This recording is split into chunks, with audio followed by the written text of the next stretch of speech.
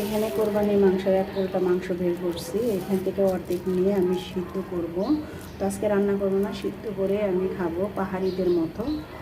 আর এইখানে মরিচ সিদ্ধ দিয়েছি, পেঁয়াজ রসুন, তো এটা ভর্তা বানাবো, মরিচের ভর্তা বানাবো। আর এখানে ভাত চড়াইছি। তো আজকে পাহাড়িদের মতো রান্না করে খাবো, দেখবো কেমন স্বাদ লাগে। তো আপনি অপেক্ষা থাকেন রান্না।